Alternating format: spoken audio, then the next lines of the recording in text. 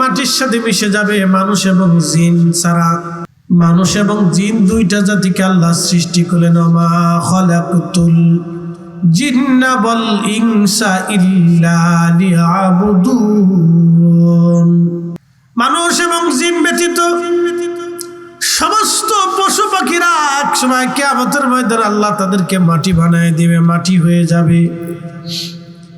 মাটি হয়ে যাওয়ার পরে কাফেররা যারা থাকবে তারা আফসোস করবে, গোশতগুলি কেটে কেটে ছিঁড়ে ফেলবে, কামড়ায় ছিঁড়ে ফেলে দিয়ে বলবে, হায় হায়, আমরা দুনিয়াতে মানুষ না হয়ে যদি পশু পাখি হইতাম, আমরা দুনিয়াতে মানুষ না হয়ে যদি কুত্তা বিলাই হইতাম, তাহলে আজকে কিয়ামতের ময়দানে জাহান্নামে যাওয়া লাগতো না, অন্তত মাটি হয়ে যেতাম। হাসরের মাঠে মানুষের আফসোস করবে, সেই দিন যদি আমরা মাটি হতে পারতাম, যদি মাটি হতে পারতাম কতই না আনন্দ হতো। আমরা নিঃশেষ হয়ে যেতাম, কোনো বিচার আচার হতো না। সেই সময় তারা আফসোস করবে, আমরা কেন মানুষ হয়েছিলাম, কেন মানুষ হয়ে যাওয়ার পর দুনিয়াতে আল্লাহর হুকুম কেন মানি নাই। এই জন্য আল্লাহ বলেন, কাইফা তাকফুরুনা বিল্লাহি ওয়া কুনতুম আমওয়াতা। এ মানুষ, কি করে তুমি আমি আল্লাহকে অস্বীকার করো, অথচ তুমি একসময় নির্জীব ছিলে, নিষ্প্রাণ ছিলে, দেহহীন ছিলে, অস্তিত্বহীন ছিলে। আজ থেকে ৪৫ বছর আগে পৃথিবীতে আমার কোনো অস্তিত্ব ছিল না। আমি কোন গর্ভে আসব, কোন ফ্যামিলিতে আসব, কোন দেশে আসব, কোন গ্রামে আসব, আমি কিছুই ছিলাম না। আল্লাহ আমার অস্তিত্ব দিলেন, আল্লাহ আমাকে দুনিয়াতে পাঠাইলেন। ফা আহিয়াকুম, তোমাদের জীবন ও জিন্দেগি আমি আল্লাহ দিলাম। কে দিছে? না না, একসাথে বলেন, দিছে কে? সেজদা হবে কার? জিকির হবে কার? এই কথাটা মনে রাখবেন। কখনো তোমাকে যদি ভুলি, হেদায়েতের আলো জেলে নিয় কাছে তুলি। কখনো তোমাকে যদি ভুলি, হেদায়েতের আলো জেলে নিয় কাছে তুলি। ঠাই দিও প্রিয়তম অগমহিয়ান, তুমি রহমান, তুমি মেহেরবান। অন্ধ গাহে না শুধু তোমারি গুণগান, অন্ধ গাহে না শুধু তোমারি গুণগান। বুঝেও বুঝে না তবু শান, তুমি রহমান, তুমি মেহেরবান।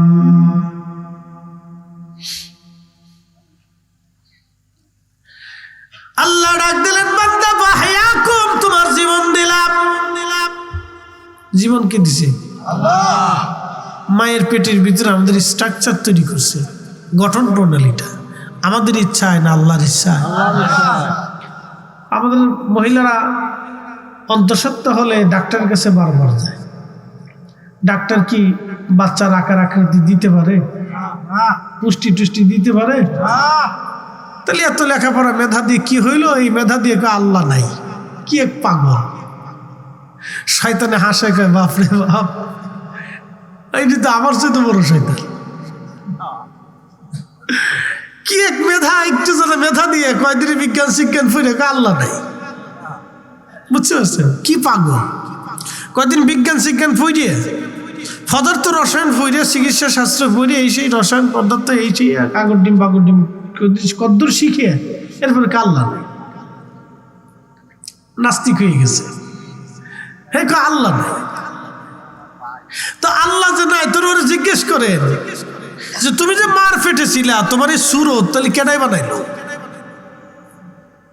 তা আল্লাহ যদি না থাকে তাহলে কেমনে হইলে এটা কম?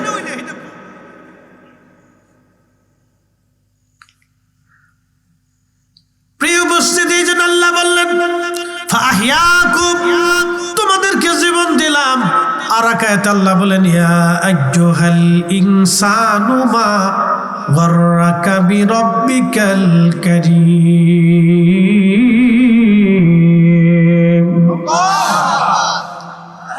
হে মানব জাতি, কিসে তোমাকে আল্লাহ থেকে জুদা করলো বলো? কে তোমাকে আল্লাহ থেকে জুদা করলো বলো? আল্লাযী খালাকাকা ফাসাওয়াকা ফাআদালাক, যিনি তোমাকে সৃষ্টি করলেন। সৃষ্টি কে করছে? এতে কি কোনো সন্দেহ আছে? আমাদের দেশে যারা সনাতন ধর্মে বিশ্বাসী, তারা ৩৩ কোটি দেবতায় বিশ্বাসী। এই জন্য সনাতন ধর্মে যারা বিশ্বাসী তারা বিশ্বাস করে আমাদের বিদ্যার দেবতা আলাদা। এই জন্য দেখবেন তারা বিদ্যার জন্য সরস্বতীর একটা মূর্তি বানাইলো। তাও সরস্বতী দেখতে মহিলাদের মতো সুন্দর আকৃতি দিয়ে একটা মূর্তি বানাইলো। ৪টা হাত, ৬টা পা, একটা মাথা, অথবা আরো আনুষঙ্গিক অনেক কিছু বানায় টানায় সুন্দর করে সাজাইয়া এরপরে মূর্তিটার সামনে মাথা নত করে বলতেছে, মা সরস্বতী তুমি আমার বিদ্যা দাও, আমার জ্ঞান দাও, মেধা দাও, আমার সার্টিফিকেট দাও, আমার একবারে ডাক্তারি পাস করাও, আমার ইঞ্জিনিয়ার বানাও, আমার প্রকৌশলী বানাও, আমার বিসিএস কমপ্লিট করাও, আমার অফিসার বানাও, মা সরস্বতী আমার এটা দাও। কি বুঝলেন?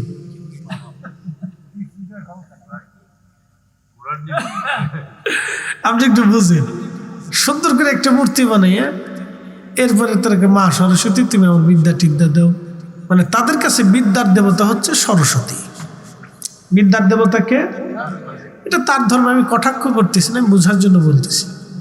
কারণ কোনো মত নিয়ে, কোনো ধর্ম নিয়ে কটাক্ষ করা ঠিক না, এটা করাও যায় না, না করাই বেটার। কারণ হলে করলে তার মনে আঘাত লাগবে, সে সারা জীবন আমার গেলেই যে মুসলমানরা আসলে লোক বালা না, বুঝছেন না? এই জন্য তাকে বুঝাইয়া মহাব্বত উদু ইলা সাবিলি।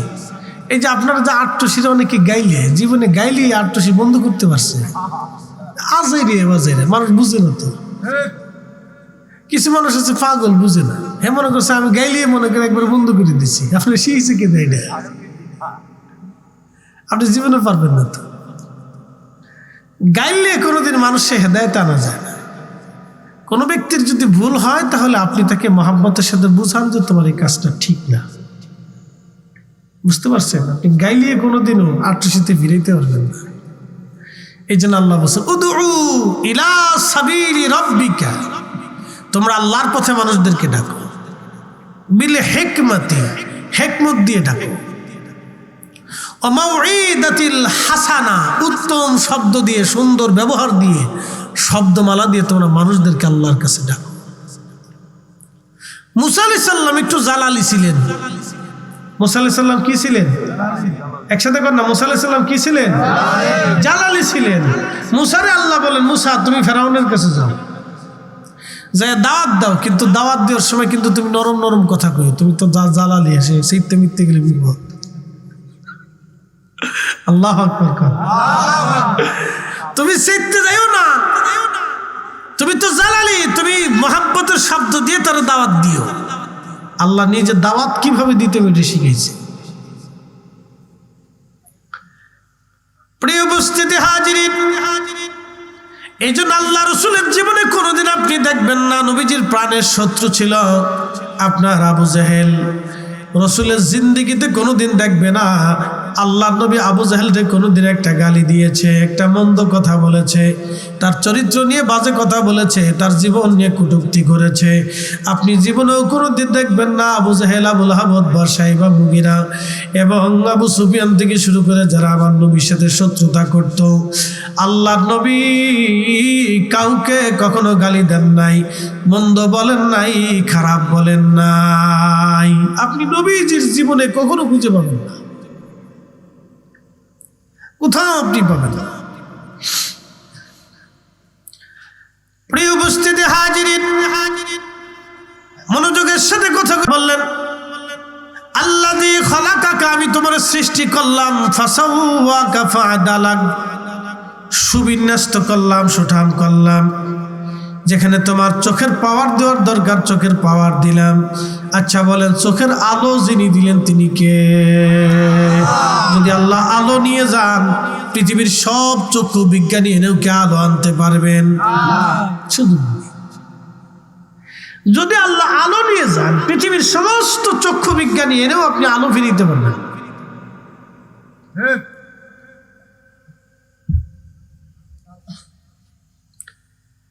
মধুপোকা মধু বানায়, মৌমাছি দেখবেন কত বড় ইঞ্জিনিয়ার। আল্লাহ মৌমাছির ব্রেনে এমন ইঞ্জিনিয়ারিং পদ্ধতি দিছে, বুঝে যান। মৌমাছি চাক বানায় কোন জায়গায়? 1 নম্বরে ঘরে, 2 নম্বরে গাছের ডালে, 3 নম্বরে পাহাড়ে। এছাড়া মৌমাছির আর কোথাও আপনি চাক বানাইতে দেখবেন না।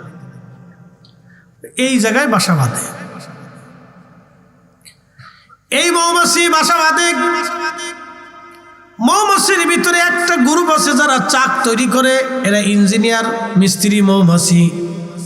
তারা চাক বানায় দেখবেন, এমনভাবে চাকটাকে ফিট করে গাছের সাথে, যত তুফান হোক না কেন মৌমাছির চাক ভেঙে পড়ে যায় না। ভূমিকম্প হবে কিন্তু চাক ভাঙবে না। বিরাট বড় সাইক্লোন তুফান হবে, মৌমাছির চাক ভাঙবে না। দেখবেন এমন সুন্দর করে মজবুত করে বানায়। এত সুন্দর প্রকৌশলী, তার প্রত্যেকটা ঘর আছে মধু জমা করার জন্য। ঘর তৈরি করে, কামড়া তৈরি করে মৌমাছি। এই মৌমাছি কামড়া তৈরি করার পর আর এক গ্রুপ মৌমাছি আছে যারা মধু সংগ্রহ করার জন্য উড়ে উড়ে ঘুরে ঘুরে বেড়ায়। এই দেখেন, যে মৌমাছিরা মধু সংগ্রহ করার জন্য উড়ে উড়ে ঘুরে বেড়ায়, আপনি এই মৌমাছি মানুষের কামড়ায় না। যদি কামড়াইতো তাহলে আপনি ঘরের ভিতরে ঘুমাইতে পারতেন না। এটা আইয়া আপনার বিছানার ভিতরে ডুইকে কামড়ায়, মশার মতো কামড়ায় চলে যেত। এই এক একটা মৌমাছি 90,000 কিলোমিটার উড়ে। একসাথে বলবেন আল্লাহু আকবার। কত হাজার? 90,000 কিলোমিটার শুধু উড়ে একটা মৌমাছি মধু তৈরি করার জন্য। এই মৌমাছি মধু তৈরি করে। মৌমাছির চাকে আর এক প্রকার মৌমাছি যারা মধু তৈরি করার জন্য ফুল থেকে রস আনে। আর এক প্রকারের মৌমাছি আছে যারা পাহারাদার, পুলিশ, সেনাবাহিনী মৌমাছি। এরা চাকের মধ্যে পাহারা দিতে থাকে। যদি একবার চাকে ঢিল দেন এবং চাকে মধু চুরি করতে যান তো বাটাম চালান দিয়ে দেবে। কি কথা ঠিক আছে না? এটা হলো পুলিশ, সেনাবাহিনী, ওরা চাক পাহারা দেয়। আপনি চাকে যদি যান একবার, তাহলে আপনার বাটাম চালান খেতে হবে। কিন্তু অন্য মৌমাছি ঘুরে বেড়াইতেছে, আপনার একটা কামড় দেবে। কিন্তু যখনই চাকে হাত দিবেন বা ঢিল মারবেন, তখন ওই যে পাহারাদার মৌমাছি যারা সেনাবাহিনী আছে, এমন বাটাম চালান দিবে যে জন্মের তোর আপনি আর এই বাটাম চালান খান নাই।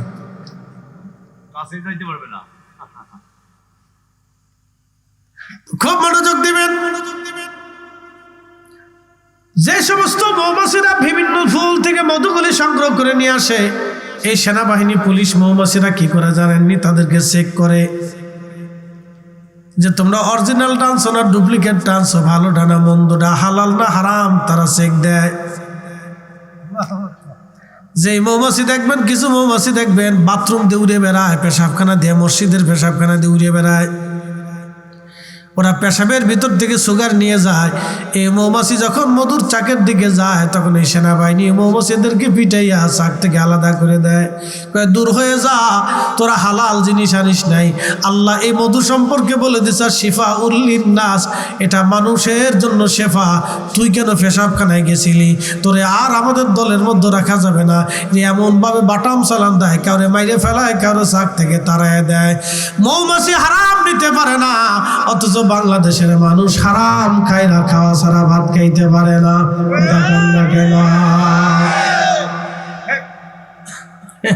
ওয়াজ বাইত নিয়েছেন, আরেকটু আছে খাই নিয়ে বালা চা দিচ্ছে, আল্লাহ দরজ করে। যে মেডিসিন চা খাইলে উপকার হলো, কোনো ক্ষতি নেই। আর যত বেশি চিনি দিবেন তত সমস্যা। খাইলে আপনি বাংলাদেশের চিনি খাওয়ার সাথে না খাইবা না। এ মাত্রাতিরিক্ত এর ভিতরে মেডিসিন ছাড়ে। তো খুব মনোযোগ দিবেন, শুনে যাবেন মুসলমান। এই মৌমাছির কথা আপনাদেরকে শোনাইলাম। দেখেন একটা মৌমাছি আইন মানে কার? না না, হুজুরে বলেন আইন কার মানে? আল্লাহর আইন মানে একটা মৌমাছি আল্লাহর আইন মানে ডুপ্লিকেট মৌমাছির ঢুকতে দেয় না, ওরা ঘুষ খায় না। একবার জোরে বলা যাবে কি মারহাবা। এই মৌমাছির একদিন নবীজি ডাক দিলেন। আল্লামা শেখ আব্দুল হক মুহাদ্দিস দেহলভী রাহিমাহুল্লাহ মাদারিজুন নবুওয়াত নামক কিতাবের মধ্যে লেখেন, এই মৌমাছিদেরকে নবীজি ডাক দিলেন, মৌমাছি দাঁড়াও। মৌমাছি নবীজির সামনে দাঁড়ায় গুন গুন করে সালাম দেয়, আসসালাতু ওয়াসসালামু আলাইকা ইয়া রাসূলুল্লাহ, আসসালাতু ওয়াসসালামু আলাইকা ইয়া হাবিবাল্লাহ। আল্লাহর নবী মৌমাছিরে ডাক দিয়েছে, মৌমাছি আমার নবীর সামনে দাঁড়ায় গেছে, আর আপনি যদি ডাক দেন তো বাটাম সালাম। কি কথা ঠিক আছে? নবীজি ডাক দিচ্ছে তো মৌমাছির সামনে যায় গুনগুন করে সালাম দেয়। আল্লাহর নবী ডাক দিয়ে বলেন, মৌমাছি বলো তো মধু কেমনে বানাও তোমরা? বলে, ইয়া রাসূলুল্লাহ, বিভিন্ন ফুল থেকে রস সংগ্রহ করি। কোন ফুলের রস মিষ্টি, কোনটা টক, কোনটা লুনতা, কোনটা পাইনসে। বিভিন্ন কোয়ালিটির ফুলের রসগুলি সংগ্রহ করে আমরা চাকের মধ্যে নিয়ে জমা করি। বলে, বলো মৌমাছি মধু হয় কেমনে? বলে, ইয়া রাসূলুল্লাহ, মধু হয় না যখন আপনি নবীজির শানে দুরূদ শরীফ পড়তে থাকি আর ওই চাকের মধ্যে ঘুরতে থাকি, আমার আল্লাহ আপনি নবীর দুরূদের উসিলায় মধুকে মধু বানায়া দেন। একজন বলেন আল্লাহু আকবার। কি পড়িয়া? না, জোরে বলেন, জোরে বলেন, জোরে। দুরূদ শরীফ পড়িয়া মৌমাছি মধু বানায়। এই জন্য কোরআন আল্লাহটার প্রশংসা করে, শিফাউল লিন্নাস, মানুষের জন্য শিফা। দুরূদ শরীফ পড়িয়া এখান থেকে একটা নীতিমালা নিয়ে যাবেন সারা জীবনের জন্য। আরবিতে বলে উসুল, আর ইংরেজির অঙ্কের সিস্টেম অনুযায়ী সেটাকে বলে সূত্র। সহজভাবে বুঝাই দিলাম। 22 বছরে যা শিখছি আমি 10 সেকেন্ডে আপনারা তাই শিখাই দিলাম। আমরা 22 বছর মাদ্রাসায় পড়ে শেষ পর্যন্ত যা শিখছি আপনারা 10 সেকেন্ডে এটা শিক্ষা দিলাম। আরবিতে বলে উসুল, বাংলায় বলে নীতিমালা, আর অঙ্কের শাস্ত্র অনুযায়ী বলে সূত্র। নবীজির দুরূদ শরীফ পড়ে মৌ পোকা মধু বানায়। আল্লাহ রাসূলের দুরূদ পড়ে যদি মৌ পোকা মধু বানাইতে পারে, তাহলে নবীজির দুরূদ শরীফ ঘরের মধ্যে পড়লে বরকত হয় না? কি কথা কর না কেন? বরকত হয় না? দোকানে পড়লে বরকত হয় না? জমিনে পড়লে বরকত হয় না? দুরূদ শরীফ পড়ে চালু করবেন, বরকত হবে। দুরূদ শরীফ পড়ে চালু করবেন, বরকত হবে। আর যদি বলেন যে না বরকতের দরকার না, তো অসুবিধা নেই, আপনি পড়লেও কি না পড়লেও কি, আপনার পড়া না পড়া দিয়ে আল্লাহ রাসূলের কোনো লাভ ক্ষতি নেই। আপনি পড়লেও সারে, না পড়লেও সারে, আল্লাহ রাসূলের কোনো লাভও নেই, ক্ষতিও নেই। কিন্তু মনে রাখেন, আল্লাহ আপনি যে পড়বেন না এটা আল্লাহ জানে। সেই জন্যে আল্লাহ 70,000 ফেরেশতা প্রত্যেক দিন সন্ধ্যা থেকে সকাল পর্যন্ত, এবং আরো 70,000 ফেরেশতা সন্ধ্যা থেকে সকাল পর্যন্ত আল্লাহ রাসূলের রওজা শরীফ ঘিরে ধরে দাঁড়িয়ে নূরের পাখা বিস্তার করে অটোমেটিক অল টাইম দুরূদ শরীফ হাদিয়া নবীজির উপরে পাঠাইতে থাকে। জোরে বলেন আল্লাহু আকবার। কিয়ামত পর্যন্ত দুরূদ চলতে থাকবে, 1 সেকেন্ডের জন্য রাসূলের দুরূদ বন্ধ নাই, হবে না। কারণ আপনারা ফতোয়া দিয়ে বন্ধ করে দেন, অসুবিধা নেই, কোনো সমস্যা নেই, বন্ধ করে দেন, অসুবিধা নাই। বেদাতের ফতোয়া কত মারবেন? মারতে মারতে শেষ করে ফেলছেন। মারতে মারতে মারতে মারতে বাইতুল আকসা চলে গেছে। এরপরে যে সামনে ভারত আসতেছে, কয়েকদিন পরে দেখবেন রোহিঙ্গারা শেষ হয়ে গেছে। এই যে ভারতের কয়েকদিন পর আসতেছে, অপেক্ষা করেন, এরপরে আপনার পিঠের উপর আসবে। বুঝতে পারছেন? নিজেদের ভিতর গুতাগুতি করতে করতে শেষ করে ফেলছে। ইসলাম আর মুসলমানের এখন কিছু নাই। যদি মুসলমানের হারাম থাকতো, যদি মুসলমানের হেডাম থাকতো, তাহলে 52টা সেনা সদস্য আছে, 1 কোটি। 52 মুসলিম দেশের 52 জন সেনা প্রধান আছে। আজ পর্যন্ত ইসরায়েলের প্রতি একটা বোমাও নিক্ষেপ করতে সাহস পায় নাই। যদি মুসলমানের হেরাম থাকতো, মুসলমানের ছাতাও নাই, কিচ্ছু নাই। মুসলমানের কোনো হেরাম নাই। 2-3 মিছিল টিছিল করে শেষ, এরপরে আর খুঁজে পাবেন না।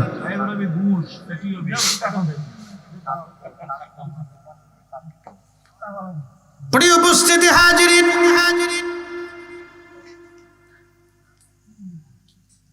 বুঝে যাবেন কথাগুলি, খুবই মনোযোগের সাথে কথাগুলি শুনবেন। আল্লাহ রসুলের দুরূদ শরীফের বরকতে এত পরিমাণে।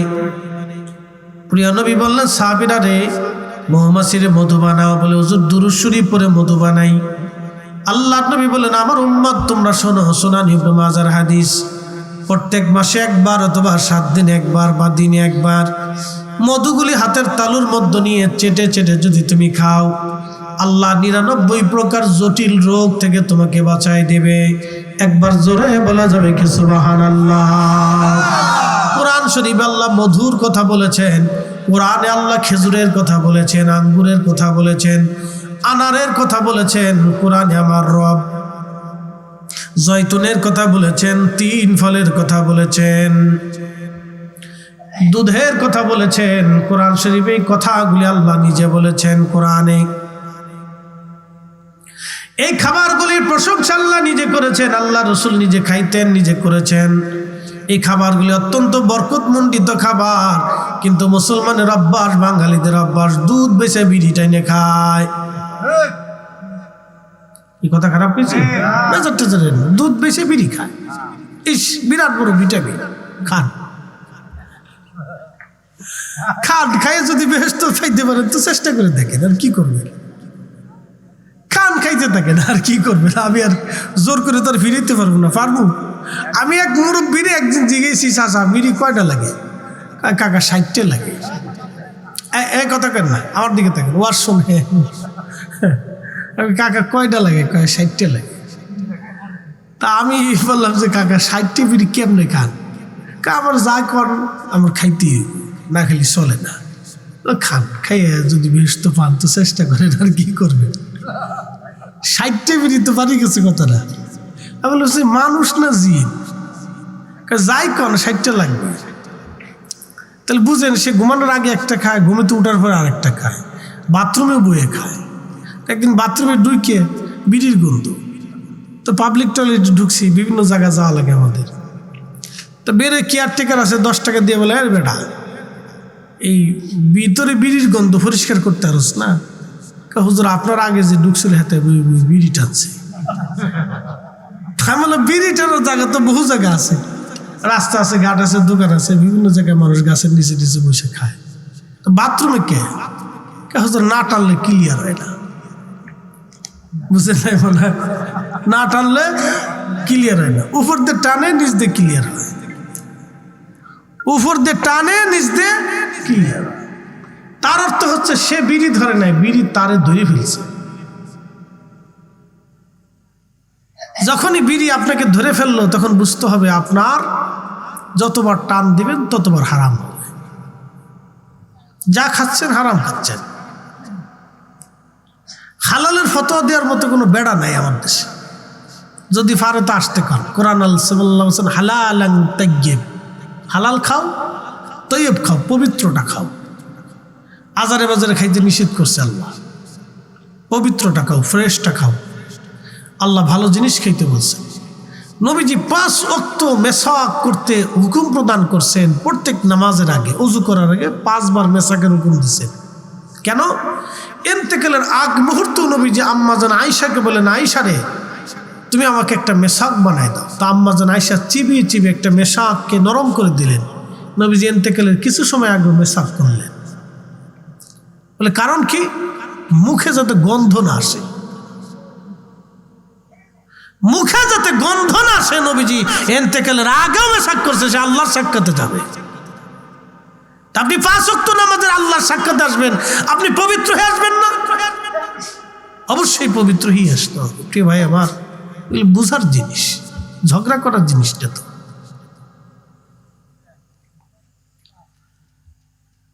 উপস্থিতি হাজিরিন, অনেক দূর পর্যন্ত ওয়াজ নিয়ে গেছি, মূল আলোচনায় ফিরে যাই। বলছিলাম একটা উটের নাম কাসওয়া।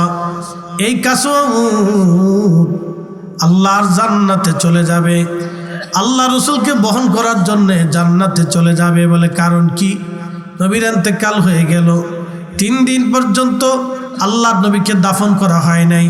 3 দিন পর্যন্ত হুজরা শরীফের মধ্যে নবীজিকে রেখে দেওয়া হলো। সারা অঞ্চল থেকে মানুষেরা এসে এসে দেখে দেখে যেতে লাগলো, নবীজির কোনো জানাজার নামাজ হয় নাই, আল্লাহ রসুলের জানাজা হয় নাই। বলে হুজুর তাহলে কি হয়েছে? নবীজির জানাজা কে পড়াবে? যিনি ইমামুল মুরসালিন, তার জানাজা কে পড়াবে বলেন তো? কার যোগ্যতা আছে বলেন? কে তার জানাজা পড়াবে? ইমাম কে হবে? আল্লাহ রসুল আল্লাহর হাবিবের জানাজার নামাজ হয় নাই। বলে তাহলে কেমনে হয়েছে? প্রথমত বয়স্ক সাহাবীরা ঢুকলেন, আবু বকর, ওমর, উসমান, আলী, তালহা, জুবাইর, আব্দুর রহমান ইবনে সাদ বিন আবি ওয়াক্কাস, বড় বড় দামি দামি মুরব্বী সাহাবীরা, বদরি উহুদি সাহাবীরা আগে ঢুকলেন। ঢুকে আল্লাহর নবীজির পাশে দাঁড়াইলেন, কেঁদে কেঁদে দুরুদ এবং সালাম তারা পেশ করলেন। দুরুদ সালাম পেশ করলেন, যার যার মতো দুরুদ সালাম পেশ করে তারা চলে আসলেন। বলে হুজুর কোন কিতাবে? ইমাম ইবনে কাসির আল বেদায়ের মধ্যে লিখেছেন। দুরুদ সালামগুলি পেশ করে তারা চলে আসলেন। এরপরে যুবক সাহাবীরা ঢুকলেন, তারাও দুরুদ সালাম পেশ করে বের হয়ে চলে আসলেন। এরপরে ছোট ছোট বালক কিশোররা ঢুকলেন, তারাও দুরুদ সালাম করে চলে আসলেন। এরপরে নারীরা ঢুকলেন, তারাও দুরুদ সালাম করে তারপরে চলে আসলেন। এইভাবে 3 দিন পর্যন্ত চলতে লাগলো। 3 দিন পর্যন্ত নবীর উট কাসওয়া কাঁদতে লাগলো। উট দেখবেন যখন কান্না করে, সে মানুষের মতো কান্না করে চিৎকার মেরে মেরে। এই কাসওয়া উট 3 দিন পর্যন্ত একাধারে কান্না করেছে, একটা সেকেন্ডের জন্য তার কান্না বন্ধ হয় নাই। নবী বিরহ বেদনায় উট কেঁদেছিল, একটা দিনের জন্য তার কান্না বন্ধ হয় নাই, একটা সেকেন্ডের জন্য কান্না বন্ধ হয় নাই উটের। উট কাঁদতে লাগলো, কাঁদতে লাগলো, কাঁদতে লাগলো। আহা, পানি খাওয়া দাওয়া বন্ধ করে দিল। 3 দিন পর্যন্ত সে পানিও খায় নাই, 3 দিন পর্যন্ত খাবার খায় নাই, 3 দিন পর্যন্ত তার কেউ নিবৃত্ত করতে পারে নাই, সান্ত্বনা দিতে পারে নাই। একটা উট আল্লাহর নবীকে এত পরিমাণে ভালোবাসতো, এই কাসওয়া উট 3 দিনের মাথায় যে নবীজিকে দাফন করার পরে পার্শ্ববর্তী একটা কুয়ার মধ্যে ঝাঁপিয়ে পড়ে আত্মাহুতি দিয়ে আল্লাহর দরবারে চলে গেল। আল্লাহর নবী বলেন, আমার সাহাবীরা তোমরা শোনো, কিয়ামতের ময়দানে আমি আমার কাসওয়ার পিঠে চড়ে ফুলসিরাত পার হয়ে আতারে নিয়ে জান্নাতে চলে যাব। একবার জোরে বলা যাবে কে মারহাবা?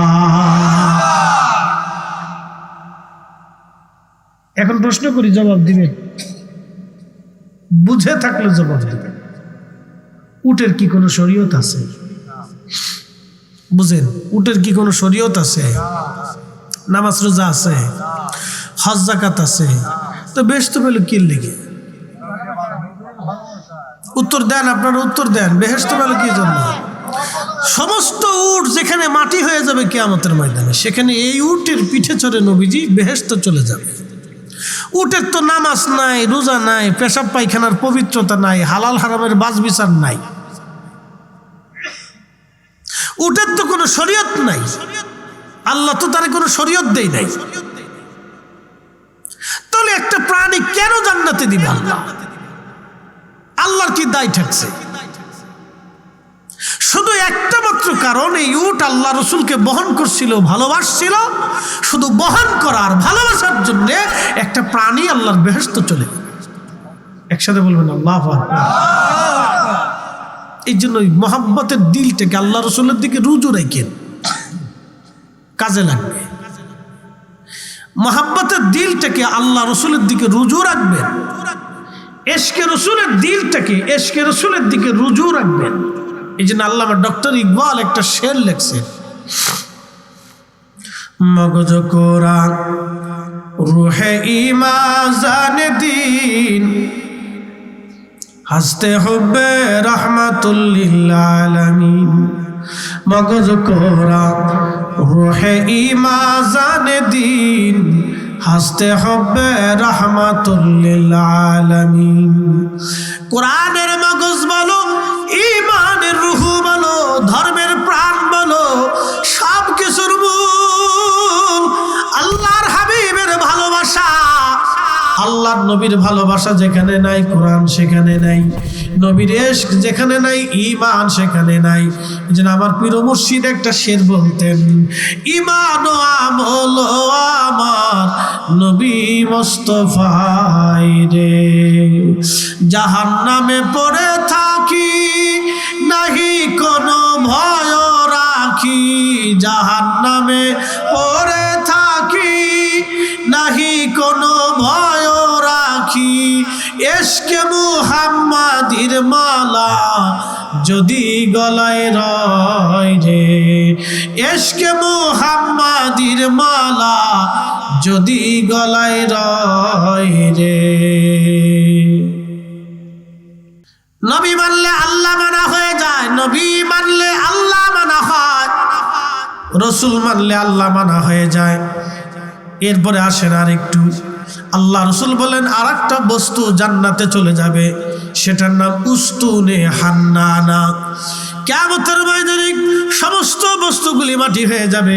এই যে বাঁশ মাটি হয়ে যাবে, গাছ মাটি হয়ে যাবে, এরপরে আপনি বড় বড় পাথর টাথর যা দেখেন এইগুলি একসময় মাটি হয়ে যাবে। আপনি ইট পাথরগুলি মাটি হয়ে যাবে, পাহাড়গুলি নিঃশেষ হয়ে যাবে, সব এইগুলি শেষ হয়ে যাবে, সব বস্তুগুলি ধ্বংস হয়ে যাবে। কিন্তু একটা বস্তু আল্লাহ তারে জান্নাতে দিয়ে দিবে, সেই বস্তুর নাম উস্তুনে হান্নানা।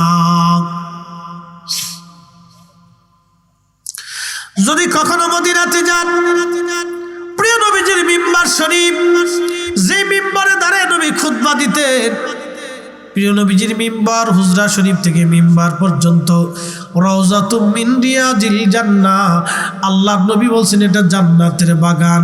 হুজরা শরীফ থেকে মিম্বার শরীফ পর্যন্ত রিয়াজুল জান্নাহ। রিয়াজুল জান্নাতে যদি আপনি 2 রাকাত নামাজ পড়েন, তাহলে বুঝছেন আপনি আল্লাহর বেহেশতে নামাজ পড়ে আসছেন। ওইখানে বসে যদি দোয়া করেন, তাহলে বুঝবেন আপনি জান্নাতের মধ্যে বসে দোয়া করেছেন।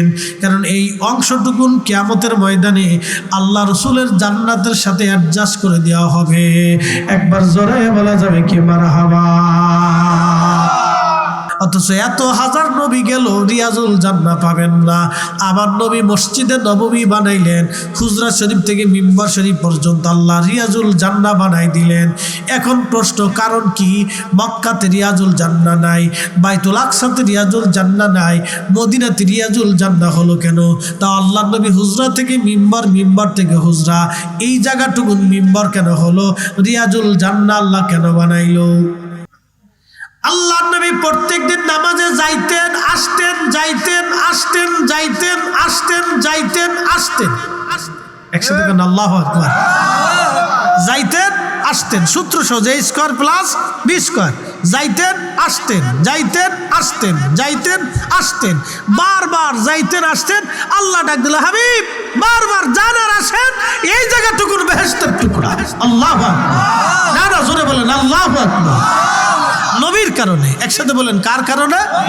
রসুলের কারণে। অতএব ওনাকে নিয়ে ঝগড়া করবেন না, ওনার তাজিম নিয়ে ঝগড়া করবেন না, এগুলো নিয়ে কোনো মত পার্থক্য করবেন না। ইয়া নবী সালাম আলাইকে বলে দাঁড়াবেন, আল ভালো না লাগলে চলে যাবেন, অসুবিধা নেই।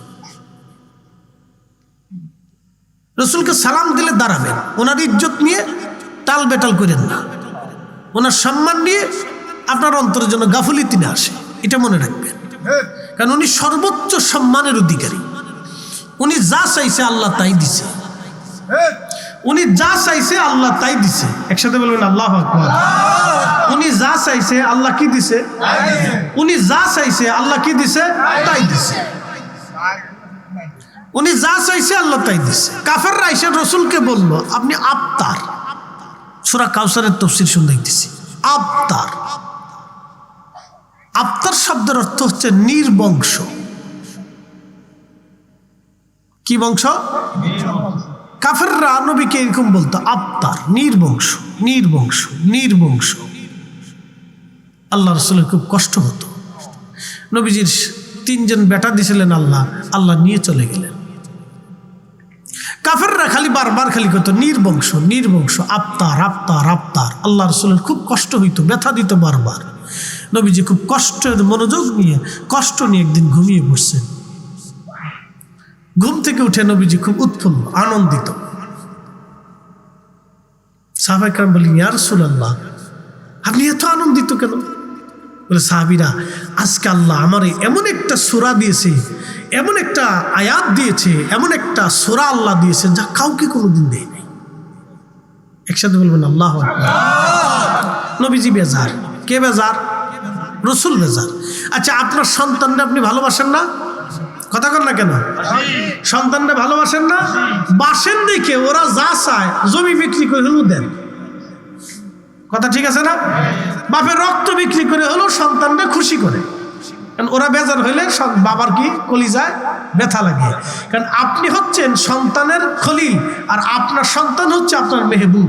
কারণ আপনি তারে বেশি ভালোবাসেন। সে ব্যথা পাইলে আপনার ব্যথা লাগে, সে কষ্ট পাইলে আপনার কষ্ট হয়। আমার রাসূল ছিলেন আল্লাহর মেহবুব। নবীজি ব্যথা পাইলে আল্লাহ ব্যথা পাইতো, নবী কষ্ট পাইলে আল্লাহ কষ্ট পাইতো, নবী খুশি হইলে আল্লাহ খুশি হইতো। একসাথে বলবেন আল্লাহু আকবার। সূত্র সহজ। যারা বলেন সূত্র কি সহজ, তেনা ফেসাই ফেসাই শেষ করে দিছি। আল্লাহর নবী খুশি হইলে আল্লাহ খুশি হইতো, নবী বেজার হইলে আল্লাহ বেজার হইতো।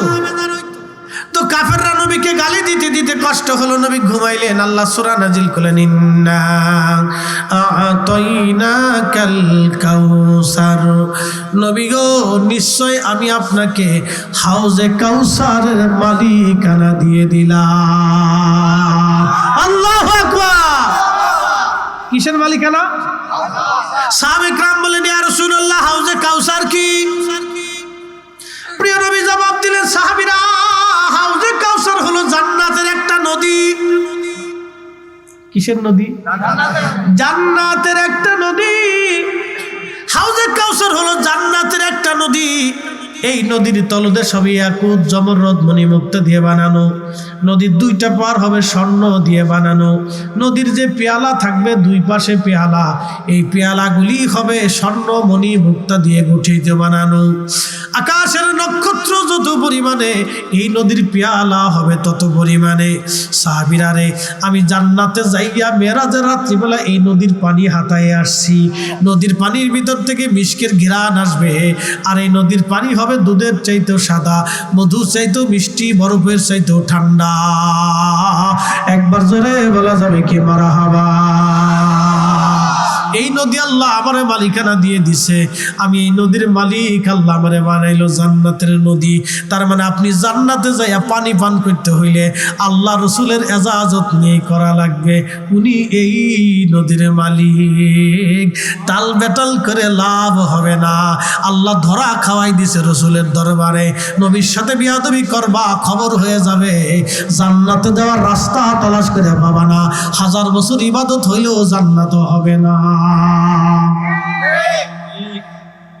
1000 বছর ইবাদত হলেও বেহেশতের চেহারা দেখবেন। হিসাব সহজ একবারে। এমন এক নদীর মালিকানা আল্লাহ দিয়ে দিছে।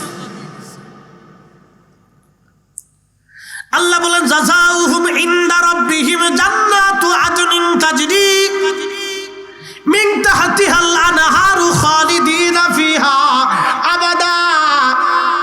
আমি তোমাদের কেমন একটা জান্নাত দিব, যে জান্নাতের নিচ দিয়ে নহর প্রবাহিত হবে। এই নহরের নাম হলো হাউজে কাউসার। এই হাউজে কাউসারের মালিকানা কি আমাদের রাষ্ট্রপ্রধানের না নবীর? হ্যাঁ, কথা কন না কেন? না বুঝছেন না? এই হাউজে কাউসারের মালিকানা কি আমাদের হাতে না রসুলের হাতে? আল্লাহ রসুলের হাতে দিয়েছেন। ইন্না আ'তাইনাকাল কাউসার, আপনাকে নিশ্চয় কাউসারের মালিক করে দিয়েছি। যা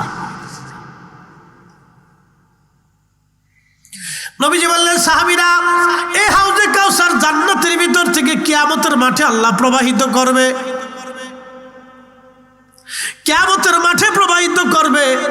এই কিয়ামতের মাঠে এই নদীর পানির দায়িত্ব আল্লাহ আমাকে দিবে। আমি যাকে খুশি তাকে এই নদীর পানি পান করাবো। তবে আমার উম্মতদেরকে ডেকে ডেকে ডেকে ডেকে ধরে ধরে নিয়ে আমি নবী এই হাউজে কাউসারের পানি পান করাই দেব। সাহাবীরা বলে, ইয়া রাসূলুল্লাহ, কোটি কোটি কোটি কোটি মানুষের ভিড়ে আপনার উম্মত কেমনে চিনবেন?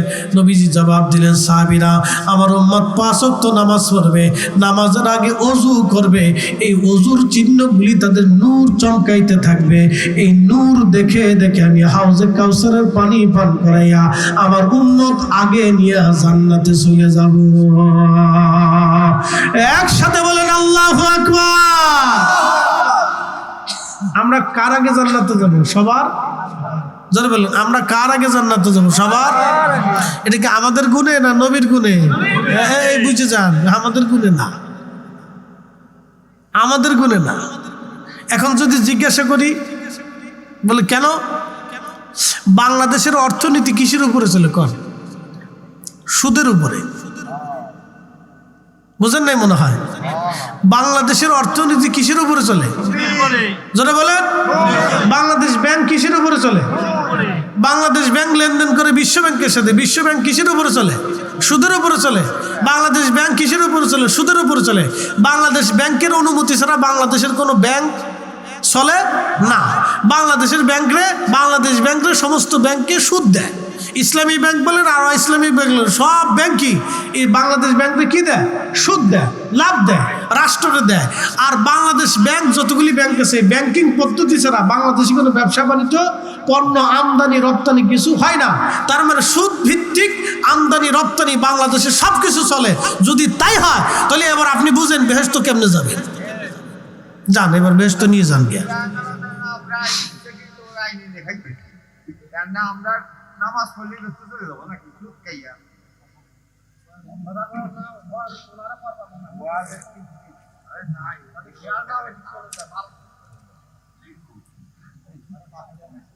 কথা কেন না, চুপচাপ থাকে।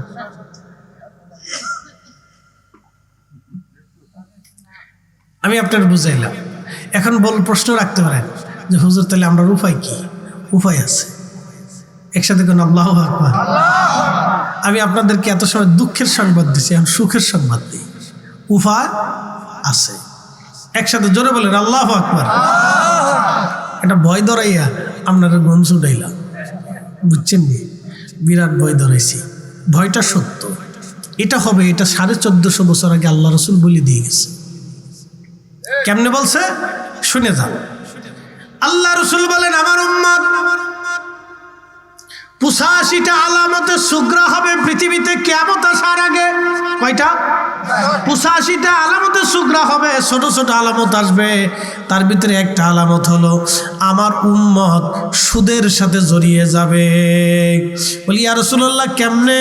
বলে আল্লাহ রসুল ডাক দেয়, বলেন সাহাবীরা রে, হয় কেউ সরাসরি সুদ খাবে, আর না হয় কেউ সুদের সাথে লেনদেন করবে, আর নয় সুদওয়ালার সাথে আত্মীয়তা করবে, আর নয় সুদওয়ালার সাথে উঠা বসা করবে, আর নয় সুদওয়ালার সাহায্য করবে।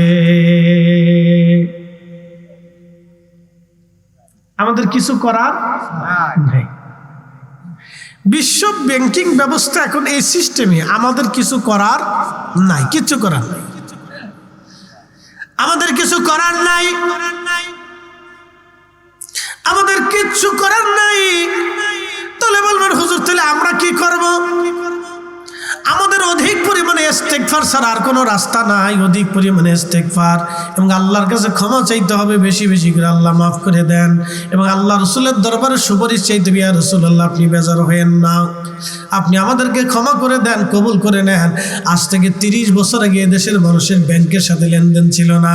আজ থেকে 100 বছর আগে এদেশের মানুষ ব্যাংক কি জিনিস চিনত না। কি কথা ঠিক আছে না?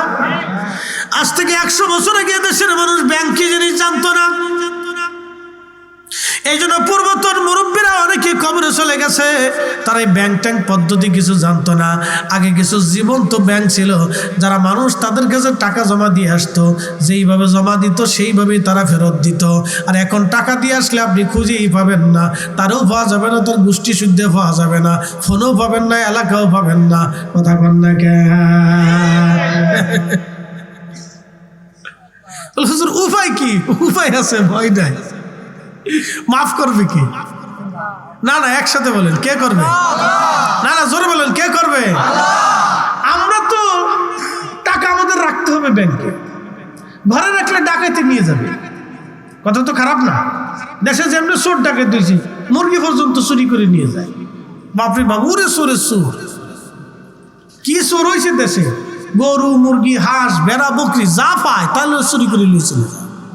মসজিদের জুতা পর্যন্ত চুরি করে নিয়ে যায়। পরিস্থিতি খুব খারাপ।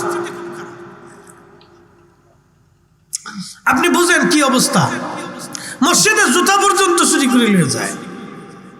কিন্তু আমরা উপায় হচ্ছে অধিক পরিমাণে ইস্তেগফার করা এবং চেষ্টা করা বাইসে বাইসে চলার জন্য।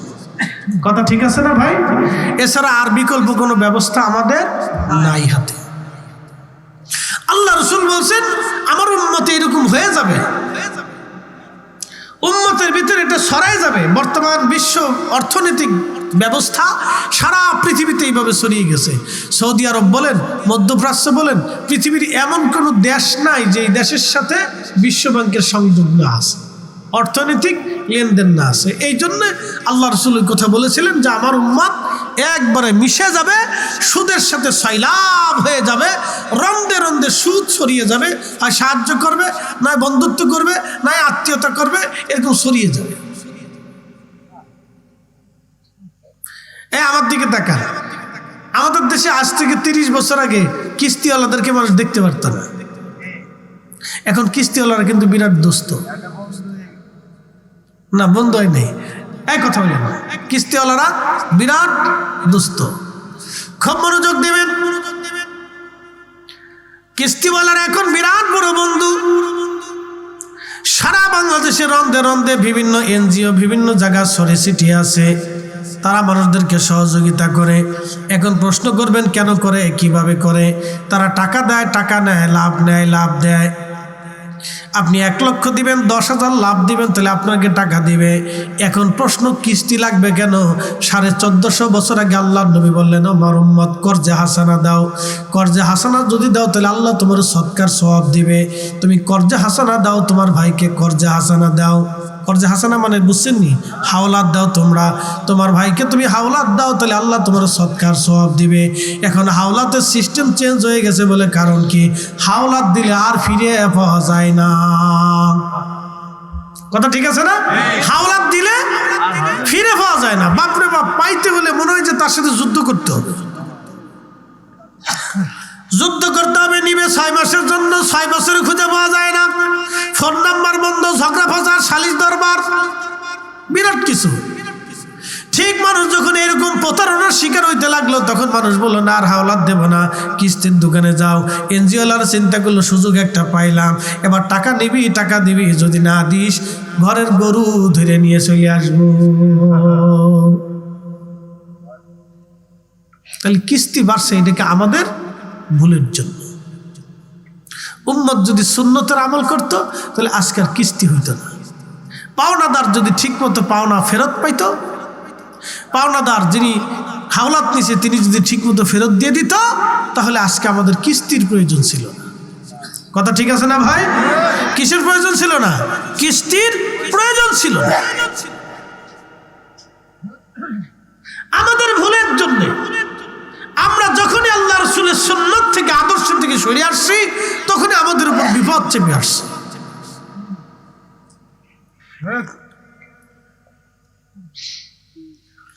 প্রিয় উপস্থিতি, বলছিলাম উস্তুনে হান্নানা, একটা কাঠ আল্লাহর বেহেশত চলে যাবে। এই উস্তুনে হান্নানা কি? উস্তুনে হান্নানা হলো একটা মরা খেজুর গাছের কাঠ। নবীজির মিম্বার শরীফ যেখানে বর্তমান, যদি কখনো মদিনাতে যান তাহলে দেখবেন একবার রিয়াজুল জান্নার ডান পাশে প্রথম একটা মেহরাব, মেহরাব থেকে মিম্বার শরীফ পর্যন্ত বিরাট একটা জায়গা। এই জায়গাটা হচ্ছে রিয়াজুল জান্নাহ, যেখানে নবীজির মিম্বার শরীফ, এইখানে একটা খুঁটি ছিল। এই খুঁটির সাথে নবীজি হেলান দিয়ে খুতবা দিতেন। দীর্ঘদিন হেলান দিয়ে খুতবা দিলেন।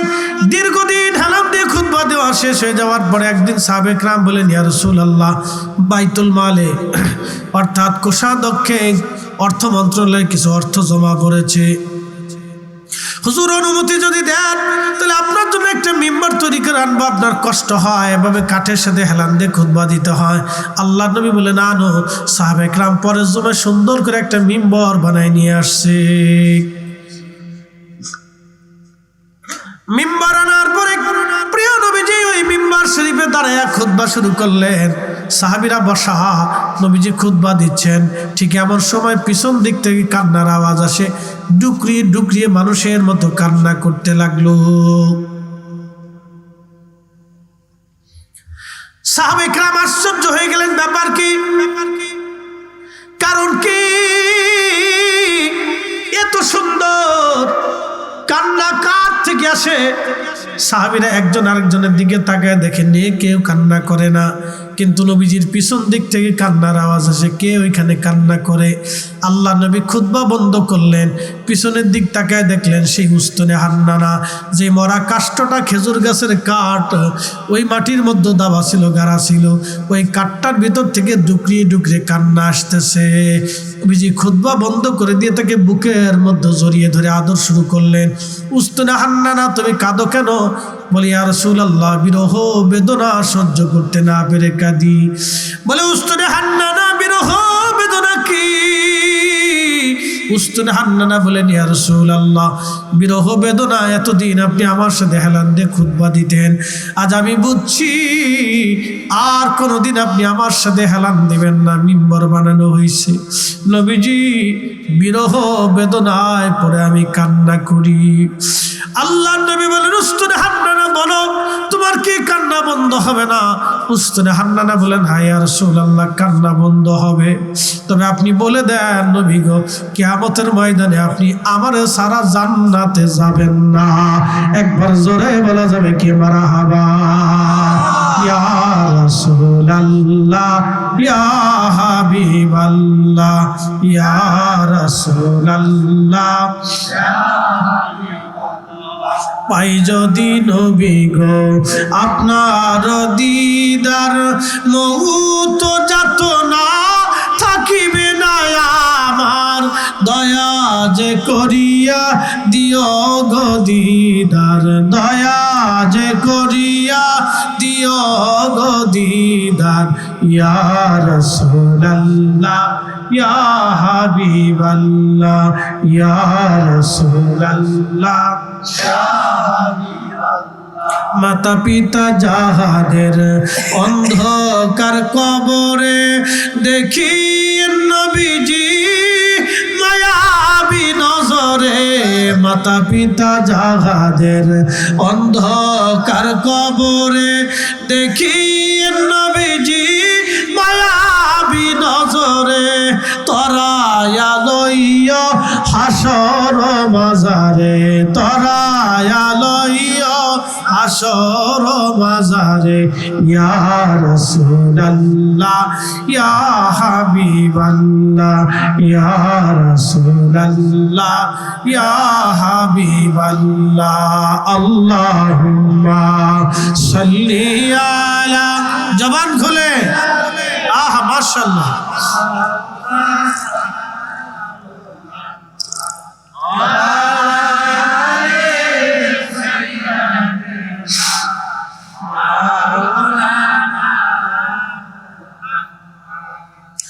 আল্লাহ নবী বলেন, উস্তনে হান্নানা, যাও, আমি ওয়াদা করলাম তোমাকে নিয়ে আমি হাসরে জান্নাতে তোমাকে নিয়ে চলে যাব।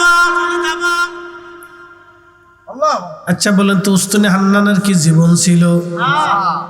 কিন্তু রসুলের বিরহ বেদনায় জীবন এসে গেল, কান্না শুরু করলো বিরহ বেদনায়, এশকে রসুলে কান্না শুরু করলো। নবীজি আদর করে বলেন, কাঁদো কেন? বলে, বিরহ বেদনায়। তো কান্না কি বন্ধ হবে না? বলে, হ্যাঁ হবে। নবীজি ওয়াদা করে দেন, আপনি আমারে সারা জান্নাতে যাবেন না। এর অর্থ হলো রসুল আমাদেরকে সুপারিশ করে জান্নাতে নিতে পারে, এটা আহলে সুন্নাত ওয়াল জামাতের আকীদা। এর বিপরীত যারা কথা বলবে তারা কখনো আহলে সুন্নাত ওয়াল জামাতের মুসলমান হতে পারবে না। আর আহলে সুন্নাত ওয়াল জামাত না হলে সে আল্লাহর জান্নাতের চেহারা কোনোদিন দেখতে পারবে না। এটা আমার কথা না, এটা কোরআনের কথা। পৃথিবীর 4 মাযহাবের আলেমদের সিদ্ধান্ত, এটা চূড়ান্ত। এটা মনে রাখেন। এ মুসলমান হাজিরিন, উস্তুনে হান্নানার তো কোনো শরীয়ত নাই, নামাজ নাই, রোজা নাই, জিকির নাই, ফিকির নাই, ইবাদত নাই, দান নাই, সদকা নাই, হজ নাই, তার তো কিছুই নাই, সে তো মরা কাষ্ট ছিল। নবী প্রেমে এশকে রসুলে পাগল হইয়া আমার আল্লাহ, আমার রব, আমার আল্লাহ তাকে জান্নাতি বানায় দিল। কিয়ামতের ময়দানে নবীজি বললেন, আমার উম্মতরে সব বস্তুকে আল্লাহ মাটি বানায় দিবে, কিন্তু আমার সাথে উস্তুনে হান্নানা জান্নাতে চলে যাবে। তিনি আমাদের নবী রাহমাতুল লিল আলামিন। চিৎকার মেরে জোরে বলেন না আল্লাহু আকবার।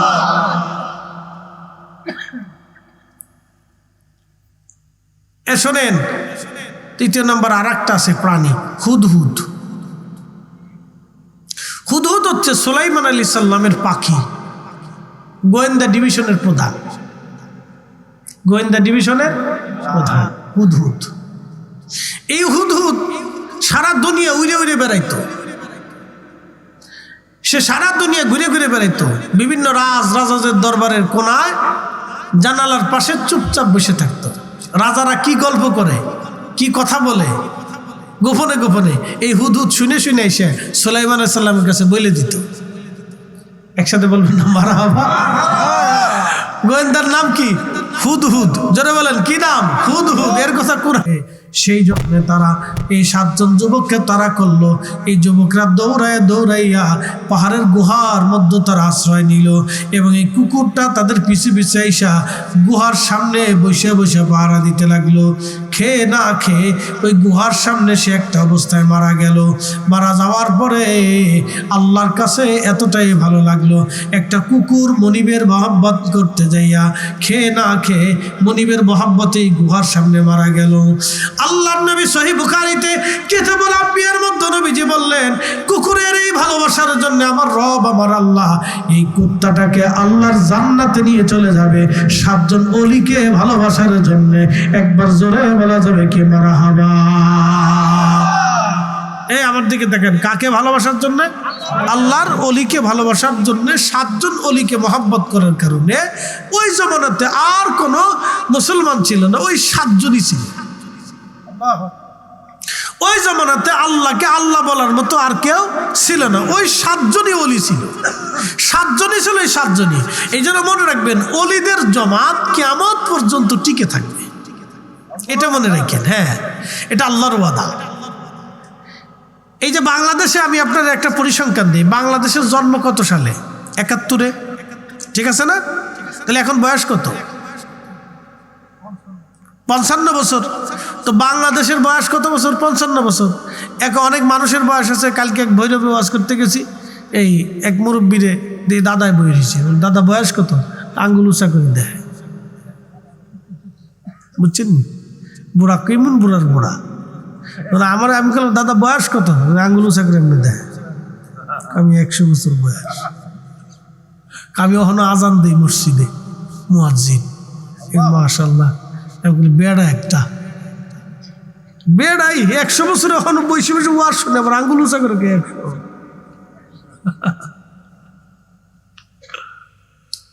আঙ্গুল উঁচা করে কে 100? তো বাংলাদেশের বয়স 55 বছর আর বুড়ার বয়স 100 বছর। তাহলে বাংলাদেশের আরো 45 বছর আগে এতে জন্ম নিচ্ছে। বাংলাদেশের আগে ছিল পাকিস্তান, পাকিস্তানের আগে ছিল ব্রিটিশ, ব্রিটিশের আগে ছিল নবাব, নবাবের পর আগে ছিল কি মুঘল, মুঘলদের আগে ছিল সালতানাত। রাজা গেছে, প্রজা গেছে, সাম্রাজ্য গেছে, বহু গেছে, রাজাধিরাজ গেছে, আমির গেছে, ওমরা গেছে, ধনী গেছে, মন্ত্রী গেছে, পট পরিবর্তন হয়েছে, এক এক সময় এক এক আসছে। 100 বছর পরে বাংলাদেশ নাও থাকতে পারে, বাংলাদেশের সাথে কলকাতা, এরপরে আপনার ওই কি বলে উড়িষ্যা, বিহার, এইগুলি, ত্রিপুরা, আসাম, এইগুলি দিয়ে আবার বাংলাদেশে একটা বিরাট পরিধিও হতে পারে, অথবা বাংলাদেশ নাও থাকতে পারে। কি কথা ঠিক আছে না? বাংলাদেশ নাও থাকতে পারে। যেমন রাখাইন রাজ্যটা আজকে নিশ্চিহ্ন হয়ে গেছে, রোহিঙ্গারা কি তার নিজ দেশ থেকে বিতাড়িত হয়ে গেছে, ফিলিস্তিন মানচিত্র থেকে হারিয়ে গেছে, এখন ইসরায়েল হয়ে গেছে। কি ভাবতেছেন আপনারা? হ্যাঁ, বাংলাদেশের মানচিত্র নাও থাকতে পারে, স্বাধীনতা শেষ হয়ে যেতে পারে, যে কোনো দেশ আমাদের স্বাধীনতা হরণ করে নিয়ে যেতে পারে। কিন্তু একটা কথা কথা মনে রাখবেন, দল বেদল রাজনীতি সব শেষ হয়ে যাবে। 750 বছর আগে শাহজালাল ইয়ামিনী ছিল, 750 বছর পর্যন্ত আমির উমরা সব চলে গেছে, কিন্তু শাহজালাল ইয়ামিনী আছে। কি কথা কন না কেন? আছে না না? খাজা মাইনুদ্দিন চিশতি আছে না নাই? চিশতি আসেনি? কাদেরি আসেনি? নকশবন্দি আসেনি? মুজাদ্দিদি আসেনি? রাজা চেঞ্জ হবে, প্রজা চেঞ্জ হবে, আমির চেঞ্জ হবে, রাজনীতি চেঞ্জ হবে, ব্যক্তি চেঞ্জ হবে, প্রধানমন্ত্রী চেঞ্জ হবে, কিন্তু চিশতিয়া চেঞ্জ হবে না, কাদেরিয়া চেঞ্জ হবে না, নকশবন্দি হবে না, মুজাদ্দিদি হবে না। এগুলি কিয়ামত পর্যন্ত টিকে থাকবে। বলে কে টিকাবে? আল্লাহ নিজে টিকাবে। কে টিকাবে? কথা না, কে টিকাবে? আল্লাহ নিজে টিকাবে। বলে কার ওয়াদা? আল্লাহর ওয়াদা। কোরআন শরীফ খুলে দেখেন, আলা ইন্না আউলিয়া আল্লাহ, সাবধান আমার ওলি যারা, তারা লা খাউফুন, কোনো ভয় নাই, ওয়ালা হুম ইয়াহজানুন, চিন্তা নাই। এখন আপনারা বলেন আল্লাহ কি স্থায়ী না অস্থায়ী? কথা কন, কথা আল্লাহর কি শেষ আছে? তাহলে আল্লাহর কালামের কি কোনো শেষ আছে? তো আল্লাহ যা বলছে যে ওলি, আলা ইন্না আউলিয়া আল্লাহ, তার মানে এই ওলি আল্লাহ, এটা চলতে থাকবে।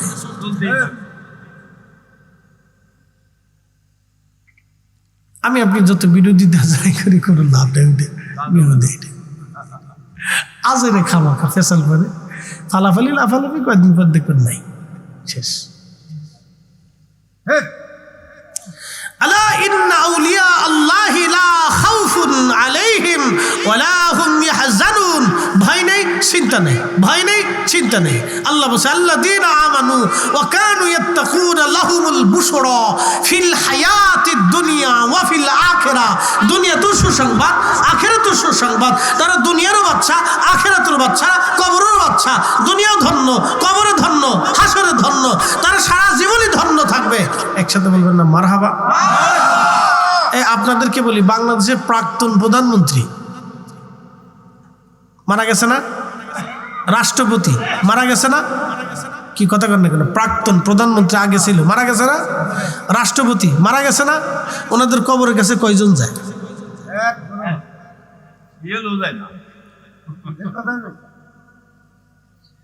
শাহজালাল ইয়ামিনীর মাজারে কয়জন যায়? যায় দেখবেন। খাজা বাবা আজমিরির মাজারে কয়জন যায়? শুধু লক্ষ লক্ষ মানুষ জানে, হিন্দু যায় এবং মোদিও নিজেও যায়। এটা চিন্তা করে মসজিদ ভাঙবো, কিন্তু খাজা বাবা আজমিরির মাজার ভাঙা যাবে না, এটা ভাঙতে গেলে আমার বিপদ আছে। ওরা মসজিদ ভাঙার চিন্তা করে, কিন্তু ওইখানে হামলা দেওয়ার চিন্তা করে না, কিন্তু এখানে ডরায়। ওরা মাদ্রাসা ভাঙিয়ে দেওয়ার চিন্তা ভাবনা করতেছে, কিন্তু ওইখানেও ভাঙিয়ে দেওয়ার চিন্তা ভাবনা ওরা করতে পারে না। জানে উনি এমন একজন যিনি এদেশে মসজিদ আবাদ করছে, মাদ্রাসা আবাদ করছে, দিন আবাদ করছে। ওনারা ভাঙতে গেলে আমরা ভেঙে যাবো, আমরা শেষ হয়ে যাবো। তো আল্লাহ ওনারই টিকে রাখবে। কথা কন না, ঠিক কিনা? আল্লাহ ওনারই টিকে রাখবে। উনি টিকলে মসজিদ টিকবে, মাদ্রাসা টিকবে, সব আল্লাহ টিকাবে। একসাথে বলবেন আল্লাহু আকবার। এদেশে ইসলাম আনছে কারা? অলিরা। কথা ঠিক আছে না ভাই? মসজিদ বানাইছে কারা? অলিরা। কালেমা শিখাইছে কারা? অলিরা। নামাজ কারা শিখাইছে? অলিরা। আমাদেরকে ধর্মকর্ম কে শিখাইছিল? অলিরা। এই হাদিসের কিতাব, তাফসীরের কিতাব, ফিকের কিতাব কারা আনছে? অলিরা। আমরা তো রানি নেই, ওনারা আগে আইনে দিয়ে সিস্টেম করে বোঝাই দিয়ে, সিস্টেম করে রুলস জারি করে আমরা শিখাই দিয়ে চলে গেছি। অতএব ওনারা টিকবে, আল্লাহ সব দিন টিকাবে। ওনাদেরকে দিয়ে আল্লাহ দিন টিকায় রাখবে। একসাথে বলবো না মারহাবা? আল্লাহ আমাদেরকে বোঝার তৌফিক দিক, বলে না আমিন। তো কিপির কুকুর আল্লাহর বেহেশতে চলে যাবে। বলে কুত্তা কোন আকৃতিতে যাবে? সহিহ বুখারী কিতাবুল আম্বিয়াতে নবী বললেন, এই কুকুরটাকে আল্লাহ বেহেশতের তাসনিম নদীর পানি দিয়ে গোসল করাবে। মারহাবা কর। আল্লাহ কুত্তারে কি করাবে? গোসল করাবে। কিসের পানি দিয়ে? বেহেশতের পানি দিয়ে। ওর ভিতরে পাক করবে, বাইরে পাক করবে। তারপরে কুত্তার আকৃতি না দিয়ে আল্লাহ দুম্বার আকৃতি দিবে। জোরে কন আল্লাহু আকবার। কিসের আকৃতি দিবে? দুম্বা। কারে? কুত্তারে। কুকুরকে আল্লাহ দুম্বার আকৃতি দিয়ে আল্লাহ জান্নাতে পাঠিয়ে দিবে। আবাদুন আবাদা পর্যন্ত জান্নাতে থাকবে, জান্নাতে থাকবে। এই প্রাণীটা জান্নাতে চলে যাবে। কাসোয়া জান্নাতে যাবে, উস্তুনে হান্নানা জান্নাতে যাবে, এরপরে আপনার হুদহুদ জান্নাতে যাবে, কিতমির কুকুর আল্লাহর জান্নাতে চলে যাবে। অথচ সমস্ত পাখিরা কিয়ামতের ময়দানে সেই দিন তারা মাটি হয়ে যাবে, কিন্তু হুদহুদ জান্নাতে চলে যাবে। সমস্ত উট মাটি হয়ে যাবে, কিন্তু কাসওয়া উট জান্নাতে যাবে। সমস্ত বস্তুগুলি মাটি হয়ে যাবে, কিন্তু উস্তুনে হান্নানা জান্নাতে যাবে। সমস্ত কুকুর মাটি হয়ে যাবে, কিন্তু কিতমির কুকুর আল্লাহর ওলিদেরকে ভালোবাসে জান্নাতে চলে যাবে। তার অর্থ হলো আল্লাহর ওলিদের সাথে সঙ্গী যারা হয় তাদের গমগিন চিন্তিত হওয়ার কিছু নাই। আল্লাহ আমাদের বোঝার তৌফিক দান করুন, সকলে বলেন আমিন। আল্লাহর বাংলাদেশ, শহীদ গাজীর বাংলাদেশ, রহম করো আল্লাহ, রহম করো আল্লাহ। আল্লাহর বাংলাদেশ, শহীদ গাজীর বাংলাদেশ, রহম করো আল্লাহ, রহম করো আল্লাহ। আয়াতে কারিমার শেষ পর্যায়ে চলিয়া যায়। আল্লাহ বলেন সুম্মা ইউমীতুকুম, তোমাদেরকে মৃত্যু দিয়ে দিব, মরণ আসবে, মৃত্যু আসবে, তোমাদের মরণ থেকে পালানোর কোনো রাস্তা নাই। একদিন মাটির ভিতরে হবে ঘর রে, মন আমার কেন বান্ধ দালান ঘর, মন আমার কেন বান্ধ দালান ঘর।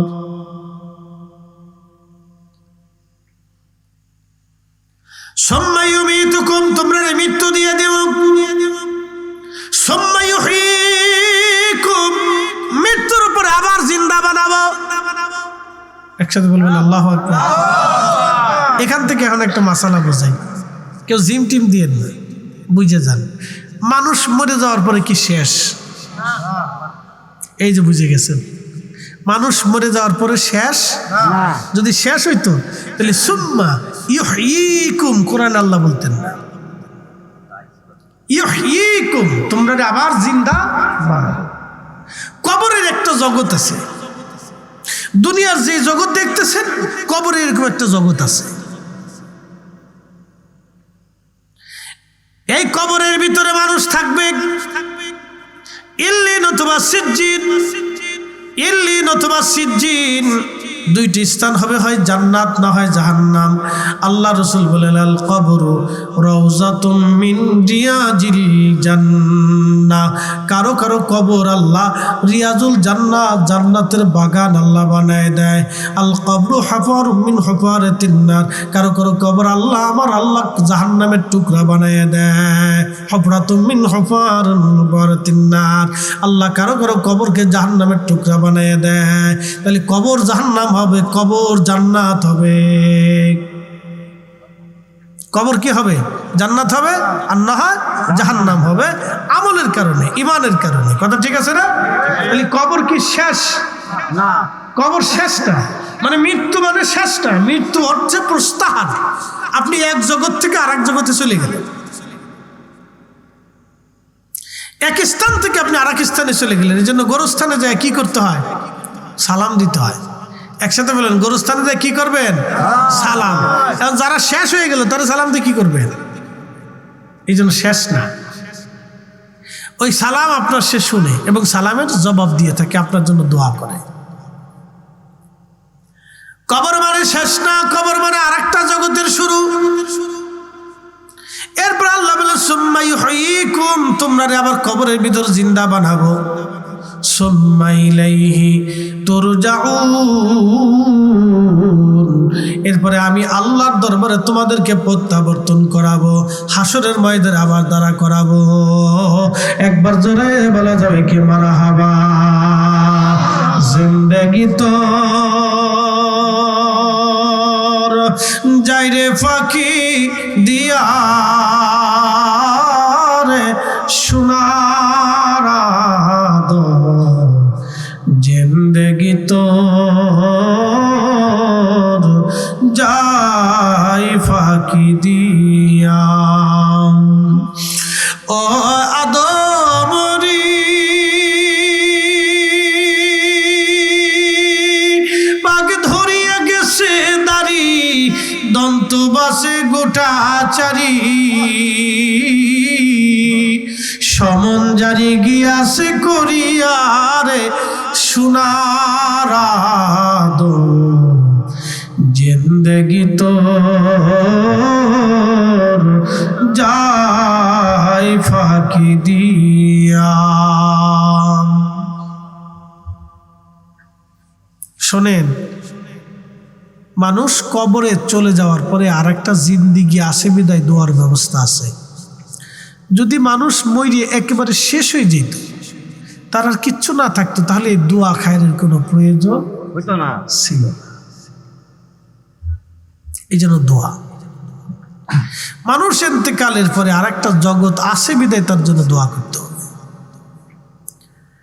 আল্লাহর নবী বলেন, আমার উম্মত মানুষের ইন্তেকালের পরে তার তিনটা দরজা বন্ধ, সমস্ত আমলের দরজা বন্ধ হয়ে যায়, মাত্র তিনটা দরজা আল্লাহ খোলা রাখে।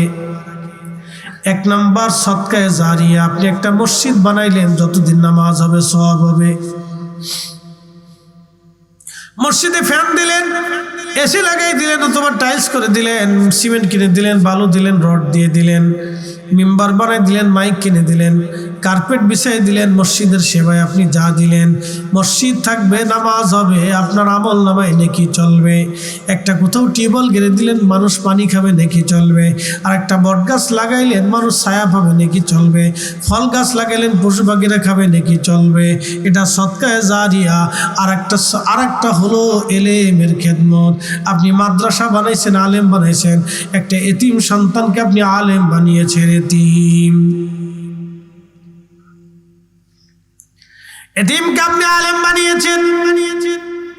ওই আলেম যতদিন থাকবে, যতদিন কোরআন পড়বে, হাদিস পড়বে, ওই আলেম থেকে আরো আলেম হবে, আলেম থেকে আরো আলেম হবে। যতদিন কোরআন তেলাওয়াত চলবে, হাদিস পড়বে, ওয়াজ নসিহত চলবে, ততদিন নেকি চলতে থাকবে, নেকি চলতে থাকবে। আর একটা ওয়ালাদিন সলিহিন ইয়াদউ লাহু, নেক সন্তানের দোয়া, রাব্বির হামহুমা কামা রাব্বায়ানি সগীরা। বলছো তুমি কোরআনে, মোদের মা বাবাই যেন কান্দে না কবরে। কবরের কথা মনে পড়লি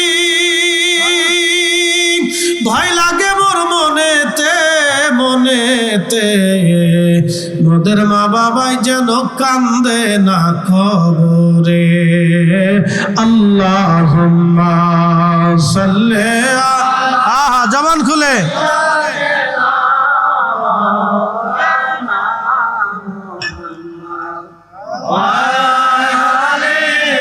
সৈয়দনা মাওলানা।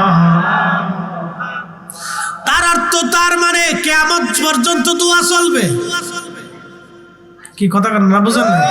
কিয়ামত পর্যন্ত কি চলবে?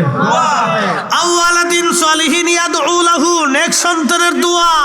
নবীজি বলছেন দোয়া চলবে, এর অর্থ কিয়ামত পর্যন্ত দোয়া চলবে। যারা যত বেদাতের ফতোয়া দিক, বন্ধ হবে না। কথা জোরে বলেন, বন্ধ হবে? বন্ধ হবে? যত চেষ্টা করুন বন্ধ হবে। বলে হুজুর কেমনে? মানুষ বিপদে পড়ে হাত আল্লাহর কাছেই বাড়াবে। ঠেলার নাম বাবাজি। ঠেলাই পড়লে বিলে গাম গাছে উড়ে। আমাদের দেশে একটা আঞ্চলিক কথা আছে না, ঠেলাই পড়লে বিলে মান্দার কাছে উড়ে। মানুষের জীবন থাকলে ঠেলা আছে। কি কথা কর না কেন? মানুষের জীবন থাকলে কি আছে?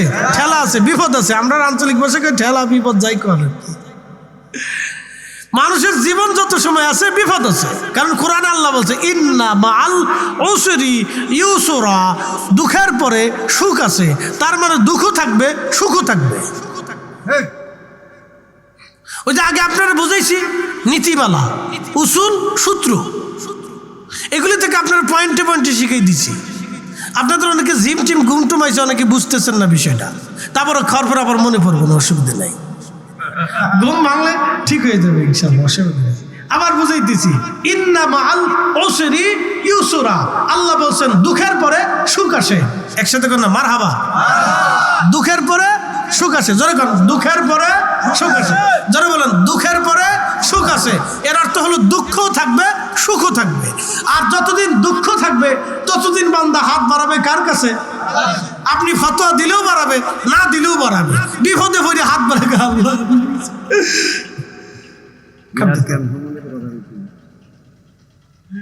দোয়া করতেই হবে, দোয়া চলবে। আর দোয়া যদি চালাইতে হয়, দোয়া কবুল করাইতে হলে আর একটা সূত্র আছে, বলে হুজুর সূত্র কি? দুরূদ পড়তেই হবে।